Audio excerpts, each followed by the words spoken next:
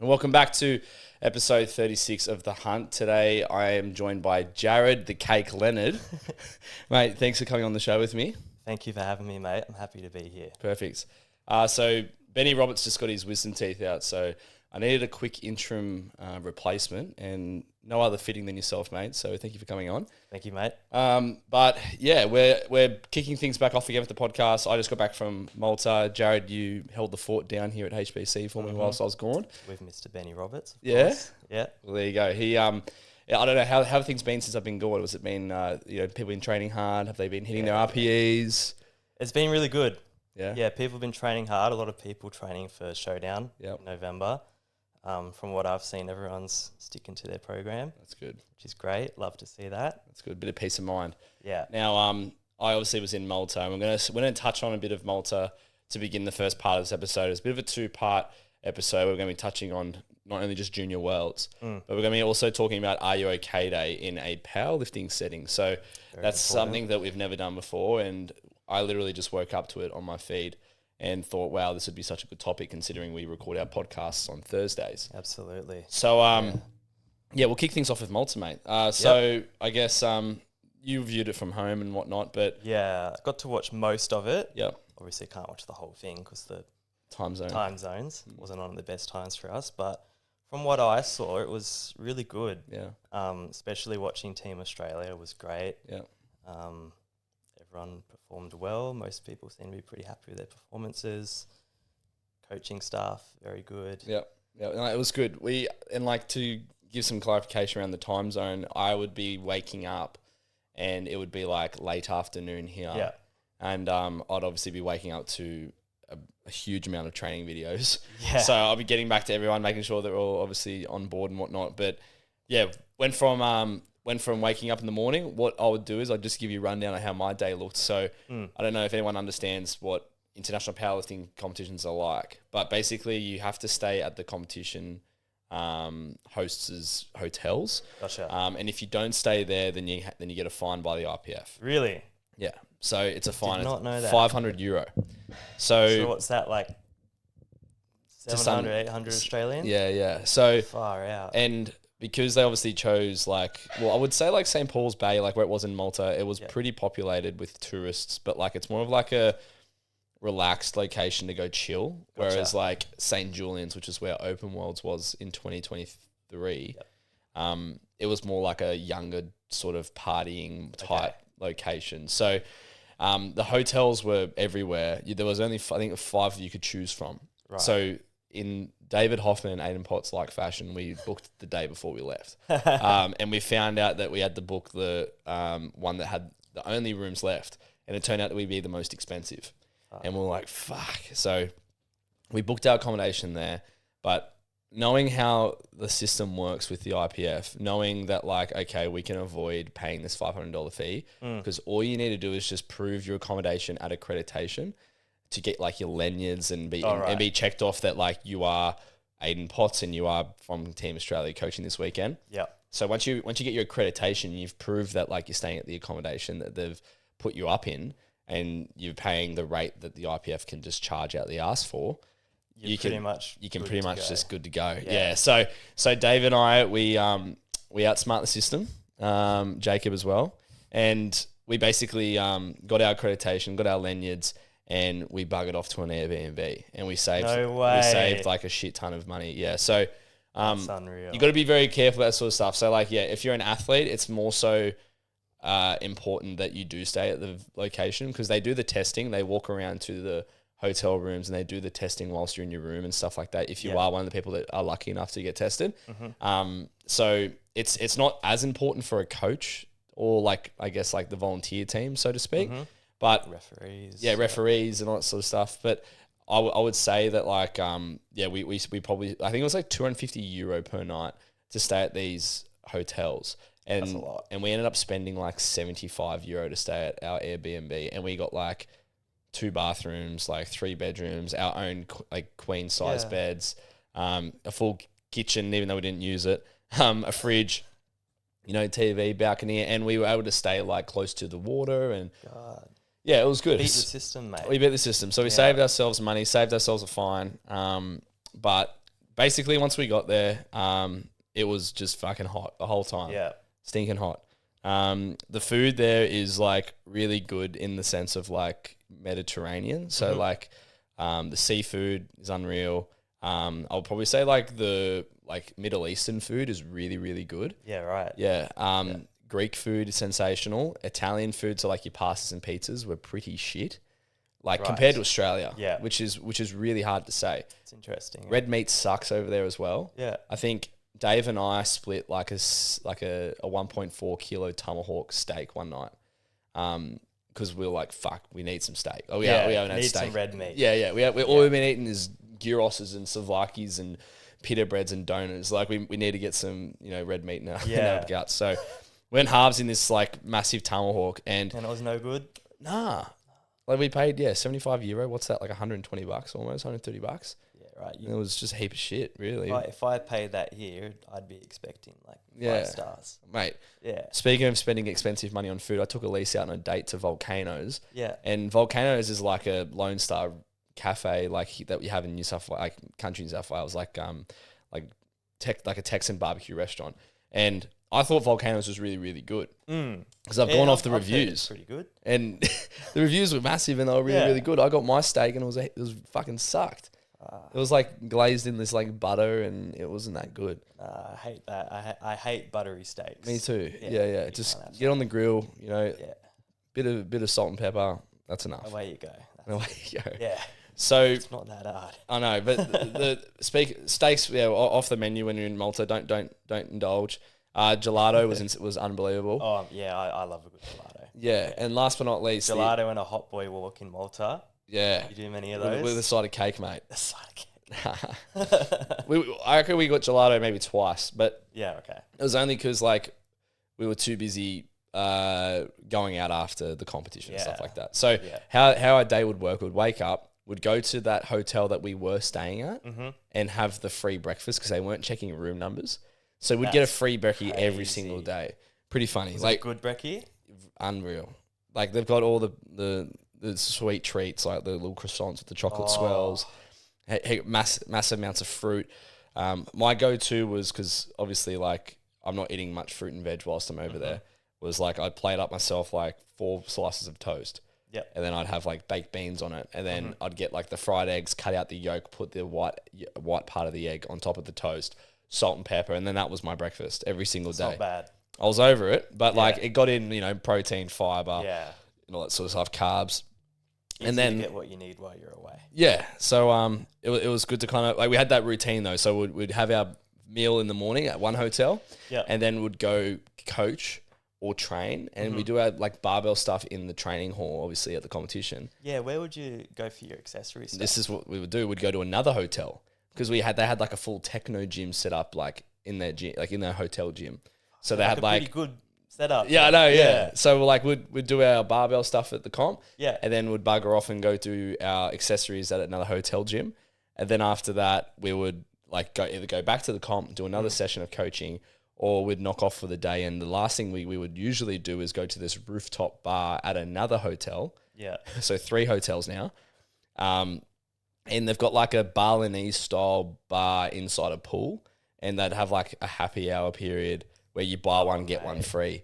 And that was just silly. That's unreal. Yeah, it was good. Yeah. It was good. So it was a very like nice place to go for a work trip for sure. Yeah. How did that compare to Lithuania? Shat all over it. It shat all over it. It was like Malta by far was probably one of the best locations I've ever been to, like outside Australia. Yeah, right. It exceeded expectations. And it's also not very expensive. Like once you're there, it's not that expensive. Like you pay $2,000 on flights, and then like once you pay your 2 nights IPF accommodation, then the 10 days after it, I think it worked out to be maybe like a $5,000 trip all up together. But that's pretty good. But I was eating out except for breakfast every single meal, every single day. Yeah, and obviously going out when we could. So that was Malta in a nutshell. It's not bad. It was good. Yeah. Heaps of blackouts though. That's a really common thing. Yeah, I did see the odd. I know there was definitely one big blackout like on the live stream. I can't remember if there was more than one or not. There were 2 blackouts on the day that the 74s were competing. Yeah, and I was handling that session, and literally at the top of Zane's third squat, he squatted I think 245 at 74. He stood up, locked it out, and they got the rack command. And as soon as they said the rack command, it just went boof, like blackout immediately. That would have been like from Zane's point of view, that would have been pretty trippy. It would have been, but he was loving it. It was good. He had a great day too. Yeah, he had a good day. So they brought out the cards and they were just doing the paddles, and obviously a bit of the live stream got cut out, which sucks. But like that's just multifoy. Apparently, it's really common. That the water tastes like dog ass. It's so bad. Oh man. Because they salinate, or they use salination for their water, so they basically speak of water. So they use the seawater and they treat it, and they basically put that through their taps. Yep. And you just got water all over. I just dribbled all over That's myself. all right. So the water tastes really bad, and then the toilet system, like the plumbing side of things, doesn't work really well. Like we had to flush our toilets like maybe 5 times before it even went down. And that was That's no good. That's not just like in your hotel. That's like at a restaurant, at the venue. Like the toilets just suck over there. I don't know why. Like weird. The plumbing's just really bad. Yeah. They need some Aussie plumbers coming. They need some Aussie plumbers. They need Gary to go sort it out. Gary. But mate, we're going to talk about favourite moments of the meet. So is there any distinctive favourite moment for you from Junior IPF Worlds? Moment or performance, or can it like mesh into both? Yeah, mesh in together. That's fine. My favourite performance / moment is, I've actually been thinking about it heaps since it happened, because it's just like sick, and I feel like it's should be getting more recognition. But Alba Bostrom from Sweden, under 63, she went crazy. Yeah, I think she totaled 554, which is 3 kilos under the open world record and 1.5 kilos above what Meg Scanlon did at Opens. Yep. And she obviously competed at Opens herself, 8 weeks ago, was it? What did she total at Opens? I believe I checked it on Open Powerlifting, I think yesterday or this morning. I think it was 520 or 525, one of the two. Don't quote me, but that's all right. And I guess I think there's one more spot available for the Sheffield World Card. I'm thinking it's between her or Jess Espinal. Yeah. I would love to see one of them get it. Probably Jess, because she actually hit the world record total. She did. You know what I mean? Like she's over it. Yeah. And that's one of the criteria. So and obviously Bostrom is within that. And then also announced today that we saw Leah Bavwal. She's going back down to 63. Is she really? Yeah. I did not see that. Yeah, she put up a cheeky little reel, and it was like a clickbaity thing. So she's gone back down to 63, which is cool. So you've got what? Yeah, you got Meg Scanlon, Leah Bavwal, possibly Alba Bostrom, and then I'd forget their names, but the 2 Italian girls. Yeah. So it's gonna be tight. Tight. That's gonna be a good battle next year at IPF Worlds. Yeah, for sure. But yeah, so that was your favorite moment.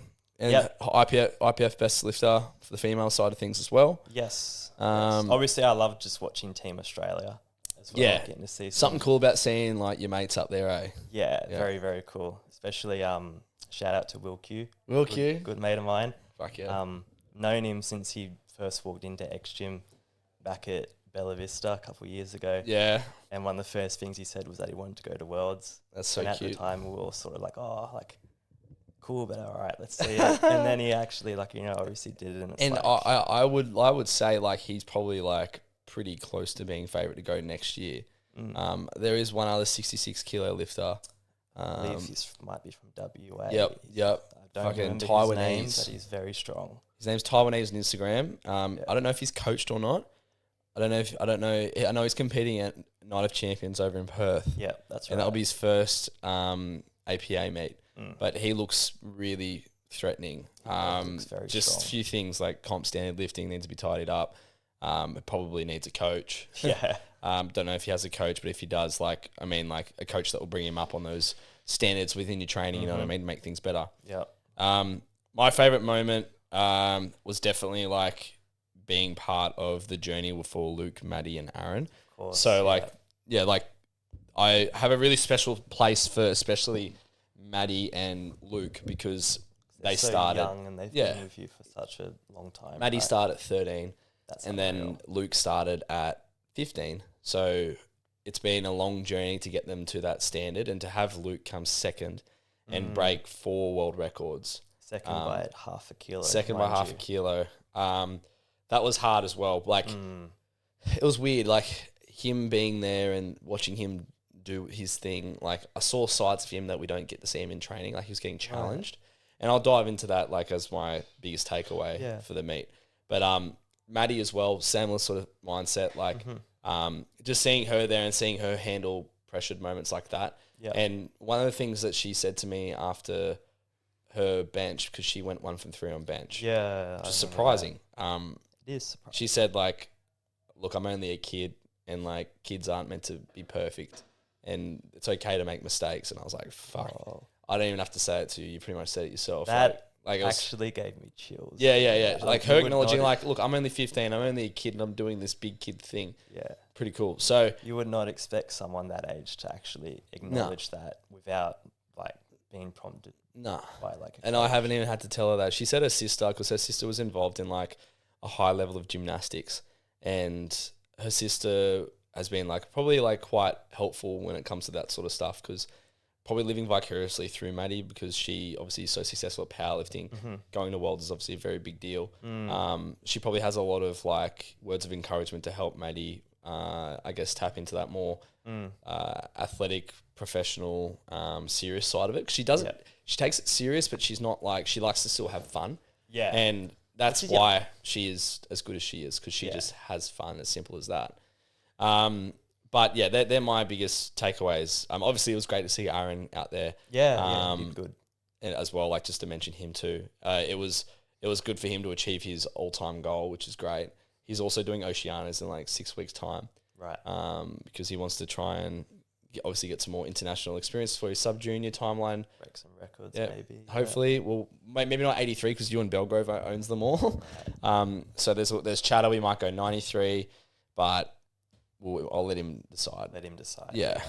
But what are the least favourite moments, mate? Do you have any least favourite moments from Malta? Least favourite moments.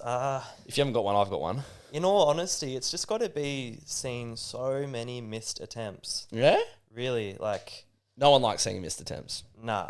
Especially, like, you know, like third attempts, like third deadlifts in particular. So many misses. Like, you'd look at the score sheet, Yeah. sea of red. Yeah, I You know. know? There was one session, I think it was actually, I don't know if it was Will Q session or the 59s, but, like, it was like, Only, like, one person 11 got or there. 12 straight misses. Yeah. It was fucked. Yeah. So, yeah, a lot of misses. But you see that, it's very common to see that at a young age. Junior lifters. Yeah, because, like, the junior lifters are basically, like, volatile to the environment that they're competing in, because it's high pressure. And you see more misses than makes because they submit to that pressure, and they've never handled those They've emotions never before. had that pressure before. So we can talk about that in a sec. So that's one of my things I want to discuss. But Absolutely. the other thing is, like, the standard of lifting. Like, Oh, yeah. if for example, like, you are competing at a local level meet, you're scraping for local level referees, right? But if you're doing junior nationals, and junior nationals unfortunately don't get the same, I guess, like, light as, like, an open level competition. They're more likely going to be more lenient, because they're scraping to get people to referee at a junior level meet. So when they actually go to referee or compete at these competitions with these Cat 1, 2 referees, they're held to They're their... not used to the same thing. No, not used to the same standard. And it's something that we're finding it really hard here in Australia. Like, we're trying to get more referees involved at a national level, but because we're so young, it is so hard. But I think it's just a global problem worldwide, where there's not as much help on a junior level front for referees. Like, we had to work really hard at junior nationals to get referees on the platform, right? Yeah. Like, some referees had to fucking do heaps of sessions back to back, and then you look at the fatigue model of referees getting burnt out, just, like, fucking staring at the one lift. Yeah, like we're both national referees ourselves, so I Yeah. know all about it. Like, I competed at junior nationals and I refereed the next day, It's hard. which I don't mind doing, obviously, because I love the sport. Yeah. But yeah, it does get very tiring sometimes, and you almost, like, Doze to an off. extent, you doze off, and you feel like you're doing a disservice to the lifters. Yeah. Obviously, you know, you try your best and you try not to give them a disservice, but Yeah. people are human. And it's going to be hard in Perth for opens, but like opens is a different story. Everyone wants to referee opens because it is the pinnacle of the Australian level of powerlifting. But yeah, for juniors, it's really hard to kind of get that encouragement because people don't want to fucking deal with juniors at the end of the day, especially the ones that obviously have the wrong attitude. Not saying they all do. No, most of them don't. Most of them don't. But there's still a handful that do. Yeah, when you have referees that are like older, more masters to like open level people, they don't really want to deal with juniors. But any least favorite moments for me? 83 sub junior that bombed out twice. Oh, that actually, fucking pissed me off. I completely forgot about that. That was really like devastating. Oh, it was hard to see because and the worst part was, and this is like something that I really prided myself on being part of Team Australia, was that if a lifter comes to us and we're handling them for the session, right, they've got their attempt plan, right, they've got their training videos, they've got their program, and they're showing us like what things look like to give us as coaches context as to like how they move, understand how they move, knowing what their scale looks like to them, to us, to their coach. And then obviously like booking calls with their coach to talk about like, okay, this is the plan, this is what it looks like, this is what happens. Are they prone to cramping? Are they prone to like anxiety? Are they like, there are all these screenings that must occur. Yeah. So from my understanding, the way that I saw it, this kid who unfortunately bombed out twice on bench and squat, he received a plan from his coach who was in the States, and the American team just took it, by the sounds of it, didn't even look at it, and just let the kid submit his openers. Well, his squat was 5 kilos below his best all-time squat, which was 282, and he missed all 3 attempts. Yeah.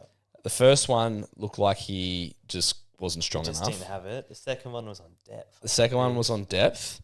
Third one just didn't have it. Strong enough. Yeah. So, yeah, like a big lesson here for all the kids is just to make sure that you're opening light enough, and you want to be hitting like your heaviest load on the last attempt. You don't want to be hitting it on the first or the second because, unfortunately, the way that powerlifting works, it's all about building your total. Yeah, and it's not about where you start. It's about where you finish. Yeah, Maybell, for example, missed her third squat, still pulled herself into 8th on her last deadlift, but even though she missed the third squat, and we weren't even thinking about 8th at that point when she missed her squat. You know what I mean? Yeah.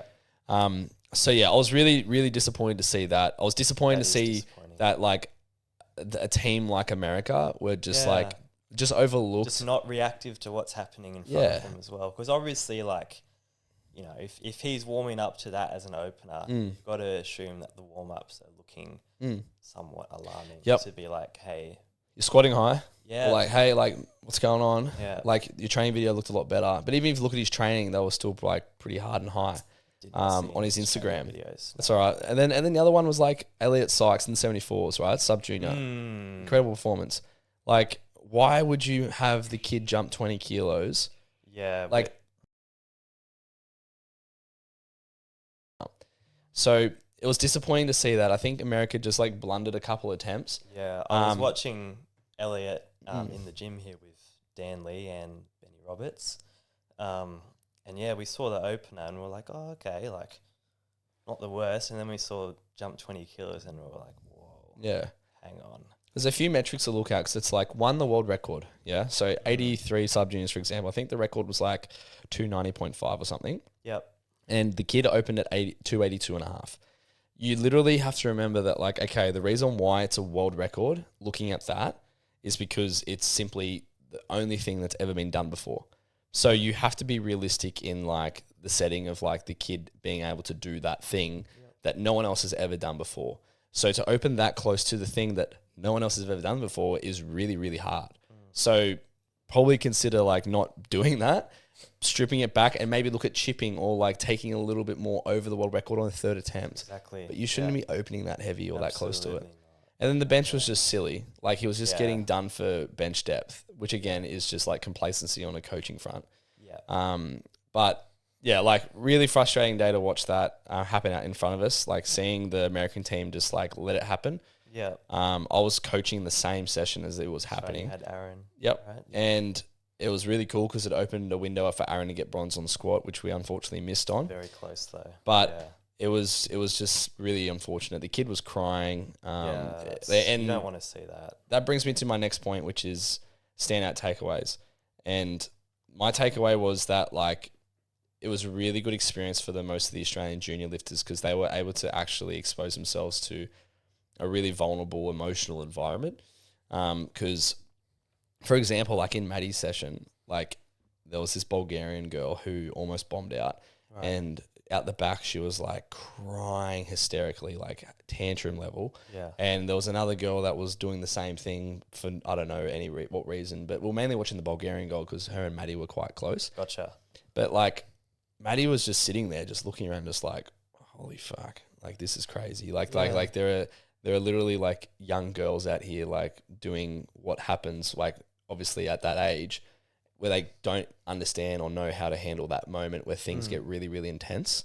And to be there like watching Maddie's eyes go 100 miles an hour and obviously watch like other classes, like in Aaron's session, for example, he witnessed an opportunity to go like be the third best squatter of like the under 83 sub juniors. And when that moment occurred to him that he realized how important this squat was, it really, really got to him. Like he actually felt like he was having like an anxiety attack. And it's those sort of like emotions where like kids have never dealt with before because it's so intense that it becomes a really big part of like their, I guess, learning curve coming away from junior worlds. Yes. And that's what it's all about. Like you should never go with the intention unless you're generally like going to win on putting that much pressure on yourself to win. You have to be realistic. You have to be realistic, but you also have to know that like, okay, I'm walking away from this competition as a better powerlifter. Yeah. So that's what I am really proud of with like the majority of the Australian team because all of them are coming back. Absolutely. All 28 of them are coming back as better powerlifters. And they know the standard, they understand the standard. And that's probably like the biggest takeaway that I got out of the meet. But from where you saw it, mate, how did you find it? Is there any takeaways for you? I think it's a bit harder for me to, you know, take as much away from it as you did because obviously I wasn't there. You were there, yeah. I will say though, yeah, like, you know, like reading like just like off Instagram posts like the lifters who competed, like, you know, they post like after they competed, like thanks everyone for your support, like just, you know, you get to gauge how they're feeling after their performance. Like, yeah, like definitely seems like everyone has learnt something so far and already like so soon after the competition, which is great. That's good. Definitely going to help with improving the standard of lifting in Australia. Standard as well. Yep. Yeah. Like a lot of people were saying like probably in Australia like holy fuck that was high or like holy shit long calls and it probably makes them second guess their own training and their own way of how they're executing it. Yeah. Cool. Yeah. Alrighty. I'm going to go take a shit. All right, mate. We'll keep this going. Sure. All right. I'll chill it. So we move on to the next part of our podcast and we're going to be talking about Are You OK Day. So Are You OK Day occurs on the 12th of September every single year. And basically we wanted to talk about it because it's important to highlight that if you're struggling, you should be able to talk to someone. And if you see someone that's struggling, you should be able to know how to handle the situation and exactly like address it with them in a very polite and calm manner. But with powerlifting being such like a psychological sport, because at the end of the day, as lifters, we can and we will at some point in our careers come across some sort of adversity and we need to be able to deal with it with our emotions head first. Knowing how to deal with them is really, really important, and hopefully there's some key takeaways that Jared and I can talk about to make sure that you know exactly how to handle those moments, because it's very easy to bottle those things up and obviously like carry it into your life and vice versa. Bringing life into the gym is something that we sometimes can't avoid too. Yeah. So I guess like one of the things that we are really heavy on here at Hunter Performance Center is being observant of like the environment that's around.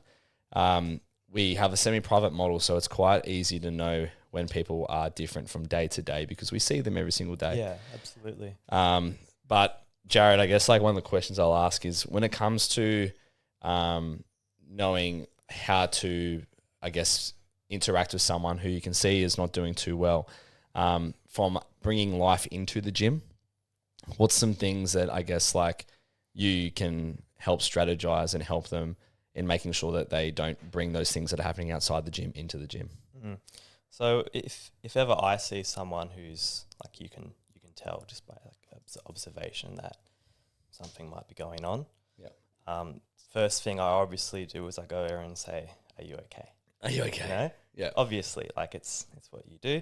Yep. You But you care. do it on your own. You wouldn't do it around people, right? No, you don't want them to feel like they've got an audience. Mm. Yeah, you want it to be personal. You want to show them that you care because you do care. So I say, "Hey, you okay?" They, you know, more often than not, people will just say they're okay. Yeah. Because I find people just don't want to talk about things. Don't want to talk about it, yeah. Yeah. Which, you can't make someone talk about something. Yep. Obviously, if they don't want to. But you just, like, I guess the most important thing is, like, obviously letting them know that you can tell something's up. Yep. And that you're there for them, basically, that you care about them, and that if they want to talk to you, you're there to listen. Mm-hmm. You're going to take on board what they tell you.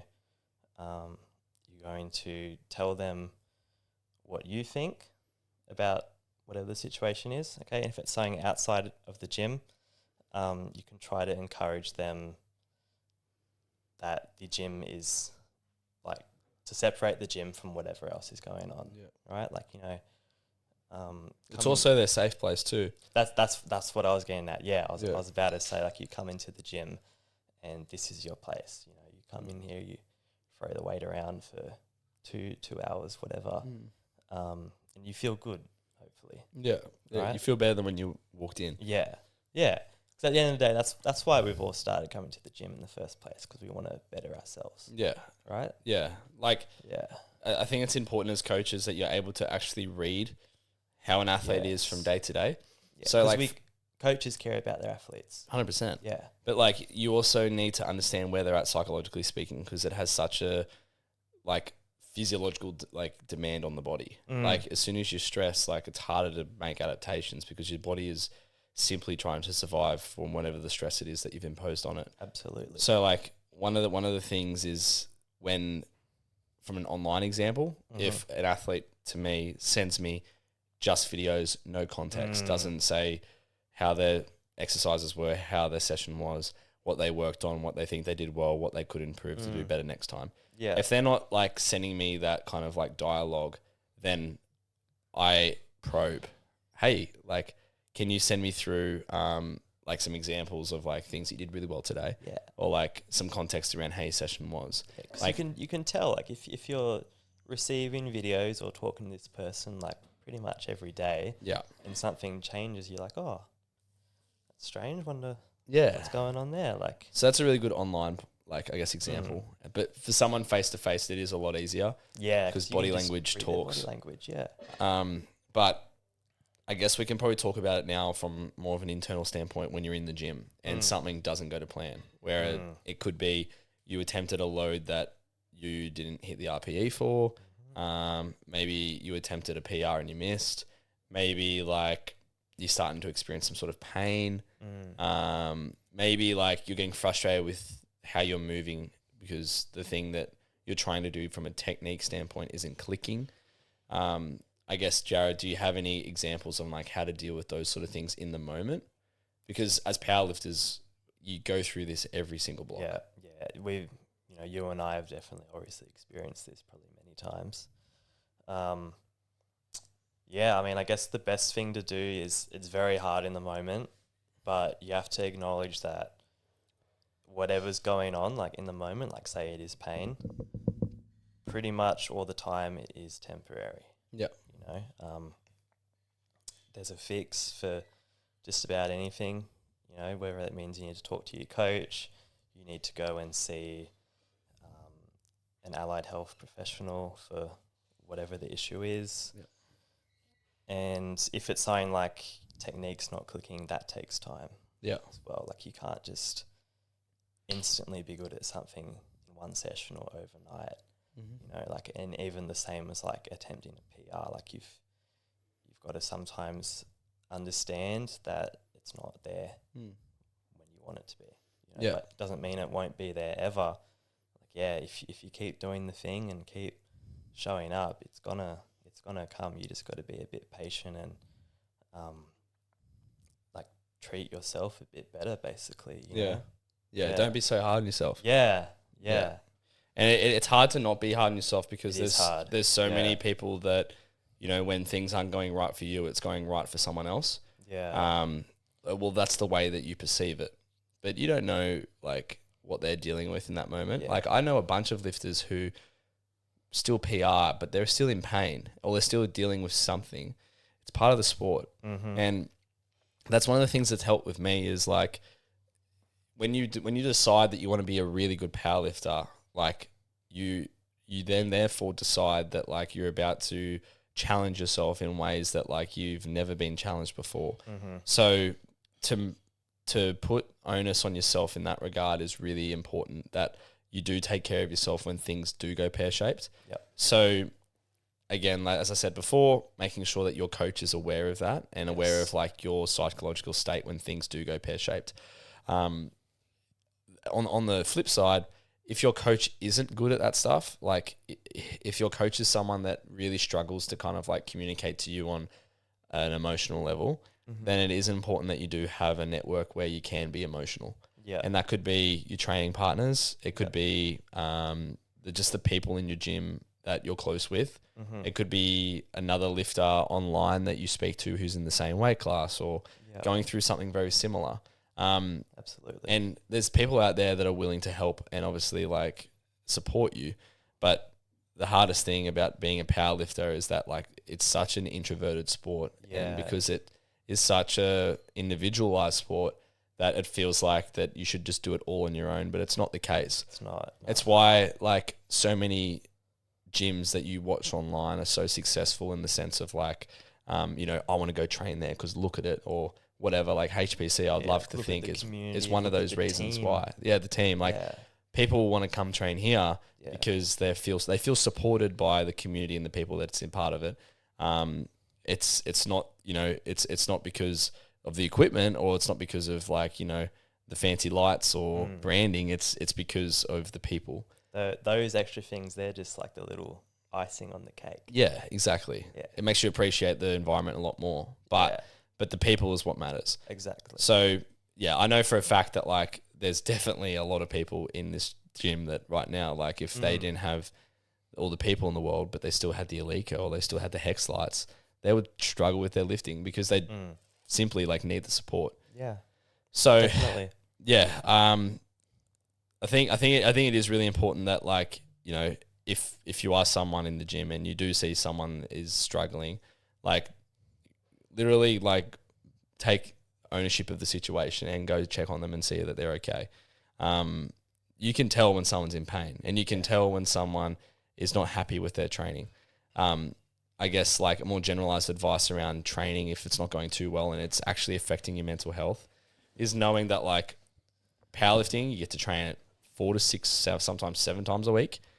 You get to come back the next day and you get to do it all again. That's the coolest thing about powerlifting is that like if you fucked up today, you have an opportunity to fix it up tomorrow. Exactly. Yeah. So I'm really big on that with a lot of my guys. I tell them, what the cool thing about powerlifting is you get to come back and do it again tomorrow and try again. Because essentially you never get to fail. You always get to come back and do it. Yeah. And then like on the flip side, there are people like, oh, but like, it's just a waste of a session if it doesn't go to plan. And it's just like, it's definitely not a waste of a session. Because if it was a waste of a session, like you wouldn't turn up and you wouldn't do it. But you came and you did it.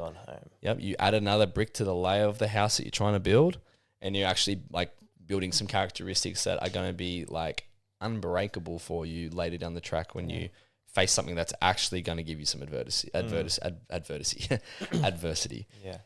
Because that's the thing, like, like everyone in like powerlifting experiences something, right? But there is going to come a time where everyone's also going to experience something that's real adversity, like something that's like really tough. Yep. Right? 100%. Yeah. And like how you deal with it is really important. It's not like we could throw a couple of examples out, right? Like say for example, your mum gets diagnosed with cancer. That's something that's really intense and really, really hard to deal with. Yeah. And how you are able to still train with that is something that like probably people won't be able to see, but it's really important that like you're using that sense of, I guess, like support around you, even though you don't have to ask for it, to help you keep training. Yeah. Like another example, someone who is finding it really hard on a social level, but knows that they need to get their training in and they can't go on a Saturday night with their mates. Yeah. Like that would be really hard to deal with emotionally as well. Absolutely. You know what I mean?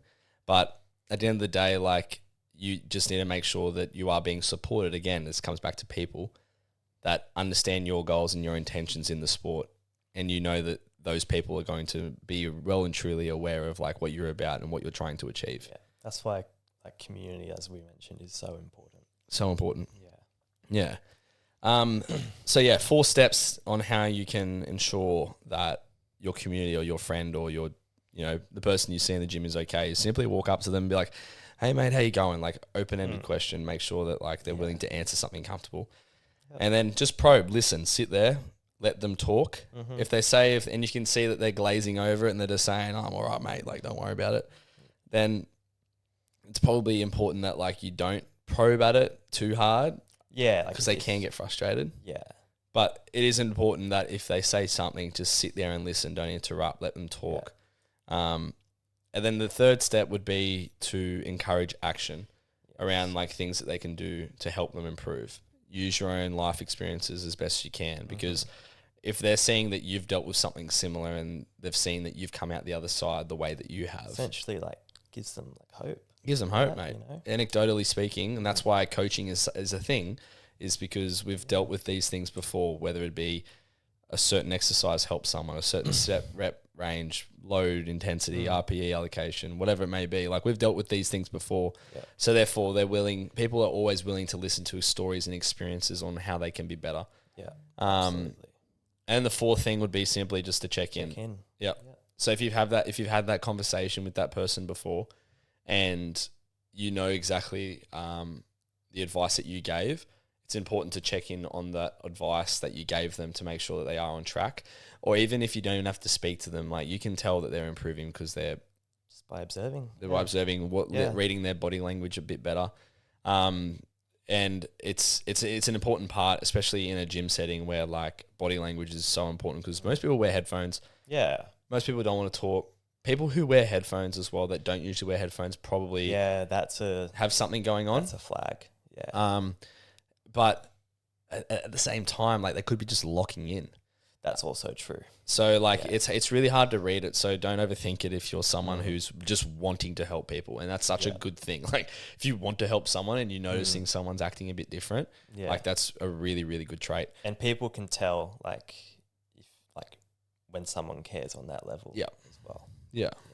So just be careful reading the room, making sure that obviously you're reading body language, checking in with them, making sure that like they're doing okay. Even if like you send them a message on Instagram and you don't even have to talk to them into the gym. Like say for example, someone comes in, they do their thing, you can tell something's up and they've left. Maybe like just message them like, hey man, didn't get a chance to say hey to you today. Just want to see how you're going. Like what's been happening. Let's tee up a session tomorrow or something. What time? So like little things like that, just little hints would be really, really good. But yeah, that's pretty much it for me. I think it's like one of the most important parts of powerlifting is mental health, because it's really, really hard to deal with because it's a sport that has such delayed gratification. Yes. That it takes a long, long, long time to get there. Yeah, absolutely. And as a coach, as a club, as an affiliate, as a gym, like you just have to make sure that like you're riding the waves with your members when they're down, but also riding the waves with them when they're up. So it was great to celebrate matey Luke and Aaron. The waves were high. We were fucking flying. But you best believe that like we've been through the lowest of waves together when things have been really, really hard. And we are like the gym, we're all willing to like do that again and again and again for anybody. So if you're struggling out there and you need to have a chat, feel free to message either of us or any of the HPC staff or members, because like the reason why we are so close, tightly bound, is because of the friendships and the support that we do have for each other. That's it, mate. Should we finish up on a funnier note with like a bit of underrated, properly rated, overrated? Absolutely. Do you have one? I do not. I don't either. Fuck. No. I can edit this out. Yeah. All right, let's have a think. Yeah. All right, so since Jared can't think of a topic, I've thought of two. All right, ready? First one is staring at the bar whilst benching. Ooh. Properly rated, overrated, or underrated? 3, 2, 1. Overrated. Rated. Oh, really? What? Well, this is a personal anecdote. I stared at the bar for fucking ages, like years. But what I found, as the bar gets heavier, I kind of like watch the bar as it comes down. I'm watching it hit my chest. It's kind of like watching a crash happen. Like time just slows down, and I end up tempoing as it gets towards like the last inch. You know what? And then that's where I'm like, fuck, I need to stop looking at the bar because I'm like looking for a touch. So now I look at the roof and I just look at it in my periphery and I'm just like, I'm just getting. I mean, you can feel it when it's there too anyway. Exactly. Yeah. And like you know where your fucking chest is. How many reps have you done in your lifetime to know where the chest is? So yeah, I'm saying overrated, but like I understand if you're someone like Benny Roberts, like flat as fuck neck, ribs up, you know, like you can't not look at your fucking bar or your chest because your eyeballs are like literally staring at your old fella. But yeah, does that change your opinion, or are you gonna stick with properly rated? I'm still gonna stick with properly rated because you know my neck's pretty flat, my ribs get pretty high as well, like Mr. Benny Roberts. Yeah. Wish I benched as much as him though, but I've just always looked at the bar. But I am notorious for tempoing the fuck out of it, like when I get to like top end. Yeah. Do you reckon you get a bit scared? I think so. I think I've actually it doesn't seem to be happening as much at all now though, since I've switched to self unrack. Yeah. Because I find I'm less scared now, like self unracking. Yeah. Made that switch after junior nats. I just feel like I'm in total control of the weight now. Yeah, without cool. having to rely on that. So That's good. see how that keeps going. If I creep back into my old ways, maybe I'll have to. You'll be right. Just don't think about it. Fucking. Yeah. That's what Steve tells me. Don't think about it. Yeah. All right. Next point. Probably rated, overrated, underrated. Being a soft suit merchant. Ready? Define soft suit merchant really quickly. Like buying as many as you Collecting can. them. Yeah, collecting them. Gotcha. Yeah. Gotcha. 3, 2, 1. Overrated. Overrated. Yeah. Why do you think it's overrated? Now, don't get me wrong. I love a good soft suit. They're pretty nice, but you don't need to buy every single drop. Yeah. Don't like. The old ones are cool. Have you realised that? Yeah. I've actually I like to train in my soft suit, but I rarely do the straps up. Like I just sort of wear it as shorts, right? Yeah, me too. Yeah. So like right now, like I'll train after this. I've got I think it's the original all black SBD. I've got that in my bag right now. And yeah, I like the old. Yeah, me too. Old ones. I think that's why they're so clean. Yeah. Like other than the international ones, like the new ones, like all the new drops that come out, I don't know, like I just something nostalgic like that one up there. Like I just like the simplicity of it, you know what I mean? It's nice. I bought when I was over at Malta, they had like the SBD stand up every single day, and I bought like 2 of like the original like there's a blue and yellow one, and then there's like it was like the summer. Yeah. And then they also had the 2019 summer one, which was like they recently did a re-release of it. Blue, red and white. Blue, red and white. That, yeah. Yeah. So I've got them at home now. That's sick. Yeah. But pretty cool. Like they had a stand there and they were selling like all these old SBD soft suits, but they were the only ones that were available then. So wow, Davey and I fixed ourselves up, which was good. That's really cool. But yeah, that wraps it up. So episode 36 down the gurgler. We'll be back next week. We've got we've released 2 episodes like really quickly this week, so we'll be back next week. Yep. Episode 37. Just trying to think what's coming up. We've got Got a lot of comps coming up. All in the Barbell APA, coming up. All in Barbell. SPD. Strength Club. Night of Champions. Night of Champions. Showdown. Perth Cup. I'll be there. Fucking hell. So we'll probably like look at doing some like previews of like we might just do one session of previews or something like that. Or maybe just like the week beforehand we'll just do it then. Otherwise it's pretty boring fucking talking about comps for one whole episode. But anyway, we'll see you next week. Thanks for tuning in. See you guys. Thank you. Bye bye. How was that, mate? That was sick.